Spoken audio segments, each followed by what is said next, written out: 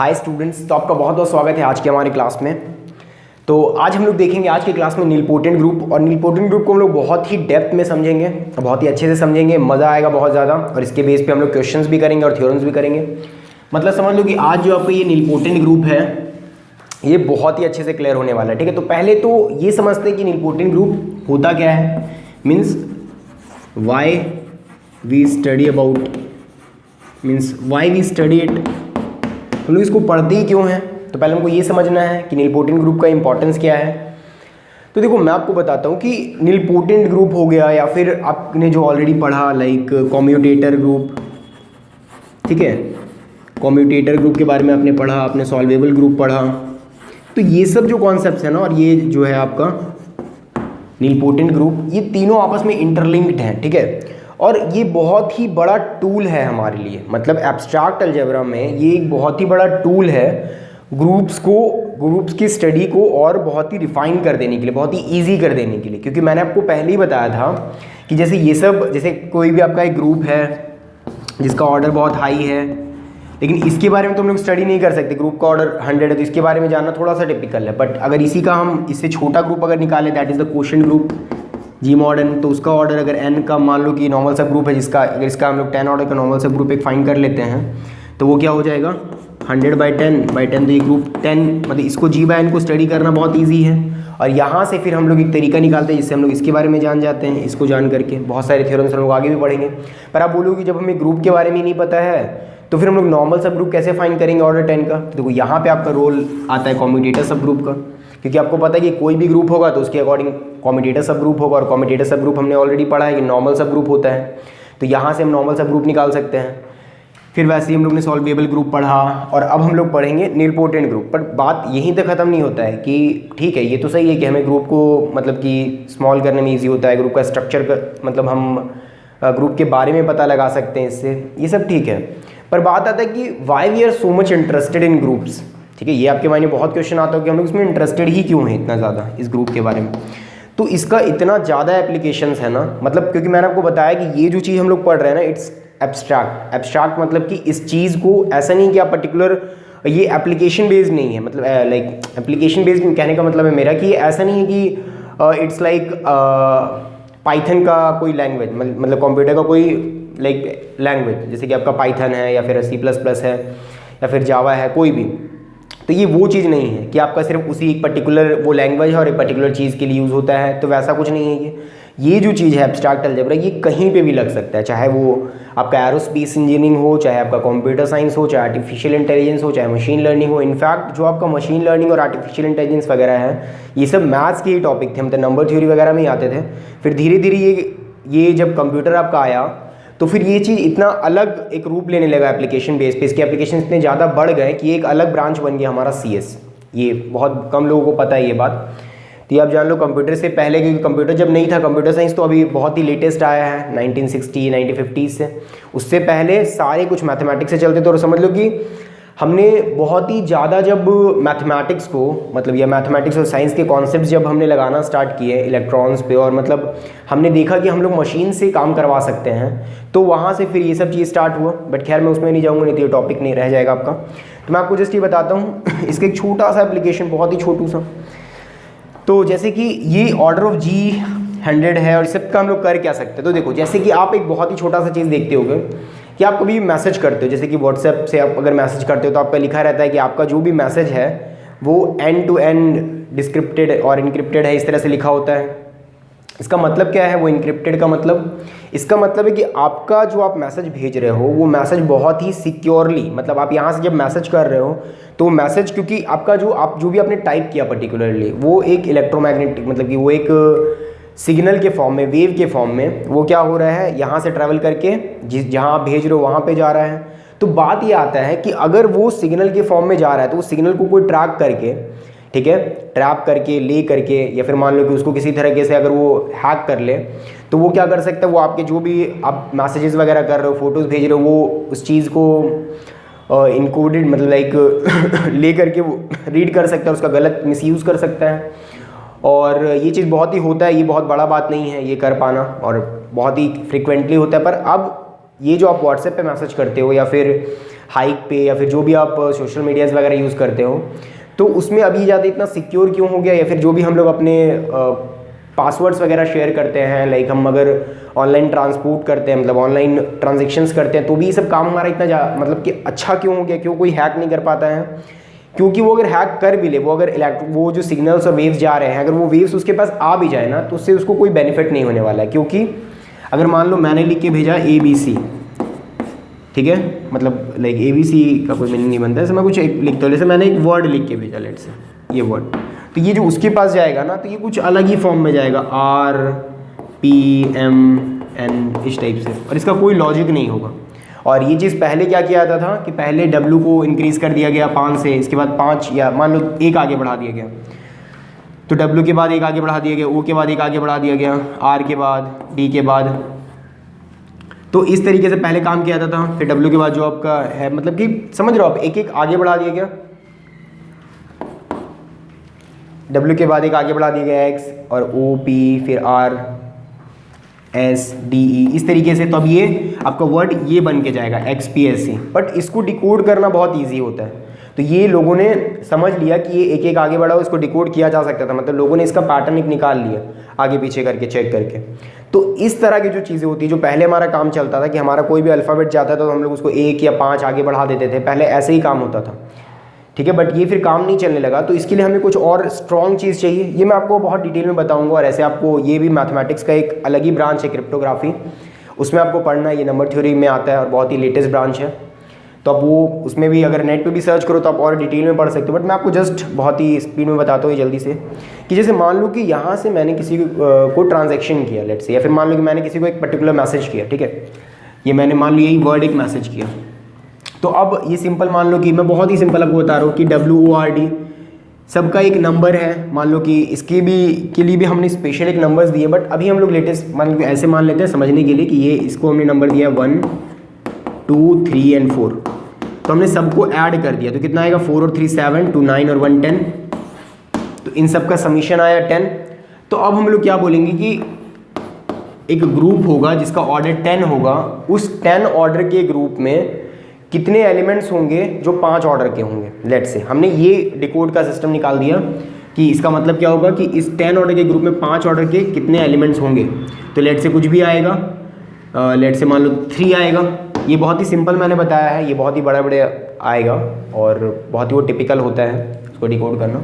तो ये मान लो 3 आया, तो अब ये क्या होगा कि जिसको भी आपने मैसेज किया उसके पास जब ये चीज़ जाएगा, ये वर्ड, तो उसके पास ये की होगा इनक्रिप्टेड। मान लो 3 आया, तो वहाँ से वो 3 जब अप्लाई करेगा उस चीज़ में, ये अपने आप होता है, ये हमने ऑलरेडी कमांड और सॉफ्टवेयर इस तरह का बना दिया कि ये सारा चीज़ अपने आप होता है।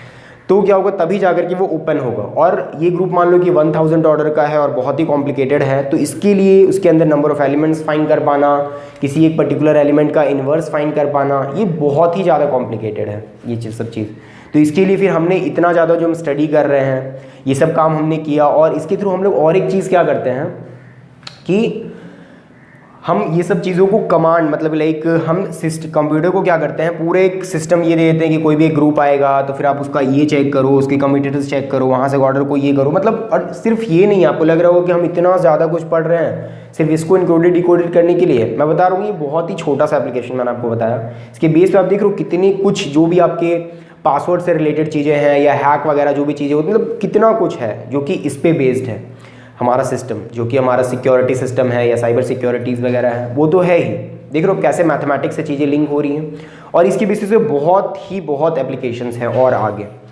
बट आपको थोड़ा सा एक आइडिया मिला होगा कि why group is so much important and why the study of group is so much important. So if the order of the group is very high, like 100 और 1000 एंड ऑल, तो हम लोग को क्या करना होगा, we can study Gmod and type groups. क्योंकि ये बहुत ईजी होता है नॉर्मल सब group.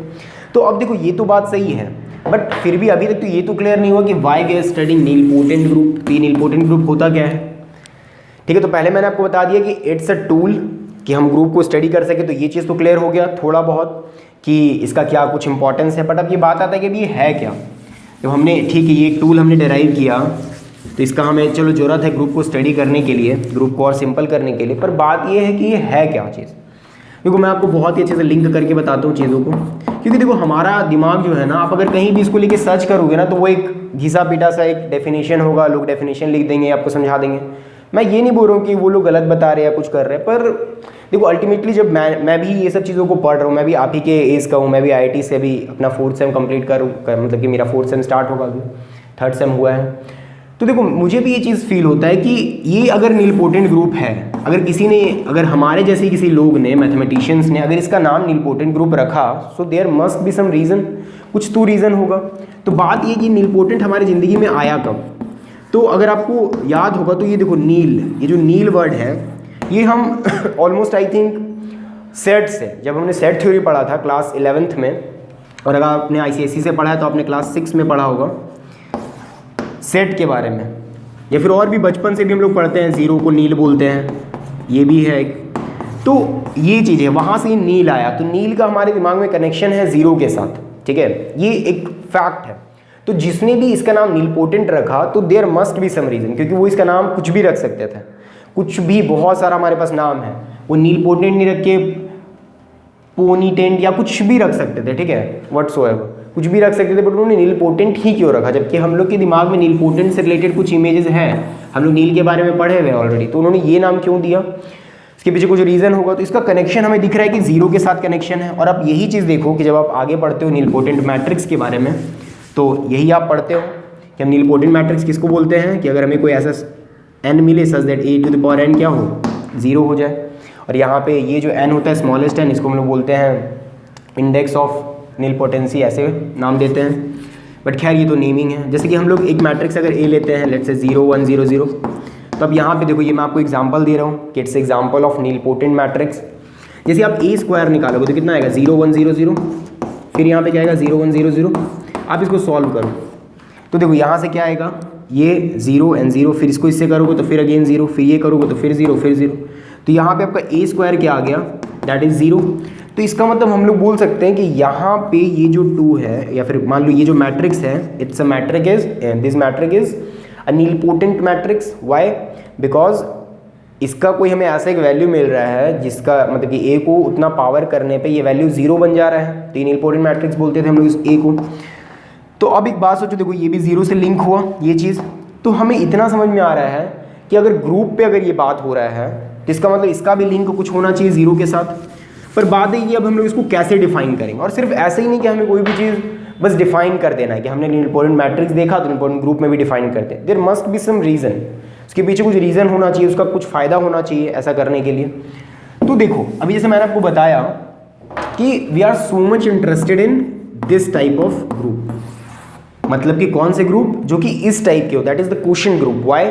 Because its order is order of g/n क्या होता है, order of g by order of n। तो ये हमारा इससे फ़ायदा क्या होता है कि इसका ऑर्डर जो होगा, ग्रुप का ऑर्डर, उसको हम लोग नॉर्मल ग्रुप के ऑर्डर से डिवाइड करेंगे, तब हमारा इसका ऑर्डर आता है। इसका मतलब इसका जो ऑर्डर होगा ये छोटा होगा इसके ऑर्डर से। So that's why we are so much interested in this type of group, g mod n type. तो यहाँ पे हम लोग क्या चाहेंगे कि नीलपोटेंट ग्रुप का भी जो कॉन्सेप्ट है वो इसको हमारा इजी करें। तो देखो एक, और इसको आपको पता है कि ये डिफाइन होने के लिए, यानी कि g mod n quotient group बनने के लिए, ये जो n नीचे है ये नॉर्मल सब ग्रुप होना चाहिए, तभी हमारा लेफ्ट कॉसेट और राइट कॉसेट इक्वल होता है, क्वोशिएंट ग्रुप डिफाइंड होता है। और आप बहुत ही एक अच्छे ग्रुप से फेमिलियर हो, जो कि ग्रुप आपका ऑलवेज नॉर्मल होता है, and that group is centre ZG। इसको बहुत ही ईजिली वेरीफाई कर सकते हो कि ZG is a normal subgroup. देखो ZG को हम लोग डिफाइन कैसे करते हैं, all those x belongs to G such that Gx is equals to XG। ठीक है, आप इसको वेरीफाई कर सकते हो कि नॉर्मल सब ग्रुप है। कैसे? आप एक एलिमेंट इसके अंदर से लो और आपको दिखाना क्या होता है, G इनवर्स कहाँ होना चाहिए, अगेन ZG में। ये तरीका होता है नॉर्मल सब ग्रुप दिखाने का। तो G इनवर्स, G हम लेते हैं, X लेते हैं, G इनवर्स लेते हैं, पर इस G इनवर्स को, इसको तो हम लोग XG भी लिख सकते हैं, क्योंकि हमारा already Gx is equals to XG है, क्योंकि ये X किस में बिलोंग कर रहा है, सेंटर में करे तो हर एक एलिमेंट के साथ कम्यूट करेगा। तो ये ऐसे हो गया। अब G inverse identity into X क्या आ जाएगा, X, और X तो ऑलरेडी हमारा था ZG में। So that's why we can say कि ये जो हमारा होगा ZG is a normal subgroup. तो अगर ये ZG नॉर्मल सब ग्रुप है तो देखो इससे हमारा बेनिफिट क्या हो रहा है कि we can define G mod ZG। अब देखो यहाँ से ना बड़ा एक इंटरेस्टिंग कॉन्सेप्ट आता है कि अगर हमारा जी मॉड जेड जी डिफाइंड हो रहा है that is the quotient group, तो अब अगर ये क्वोशिएंट ग्रुप हम लेते हैं, ठीक है, तो ये अपने आप में भी एक ग्रुप है। तो अब जैसे कि हमने इस ग्रुप को लिया और एक उसका सेंटर डिफाइन किया, तो क्या ये खुद में एक ग्रुप नहीं है? क्वोशिएंट ग्रुप खुद में एक ग्रुप है, तो क्या इसका सेंटर नहीं होगा? इसका भी तो सेंटर होगा, फिर इसका भी सेंटर चलेगा, फिर वो खुद में एक ग्रुप आएगा, फिर उसका सेंटर। तो ये एक होल आइडिया है कि ये हम प्रोसेस को चलाते हैं और इससे हमें ग्रुप में बहुत ही मतलब कि ग्रुप के ऑर्डर को छोटा करने में और भी बहुत से चीज़ों में बहुत ज़्यादा हेल्प होता है।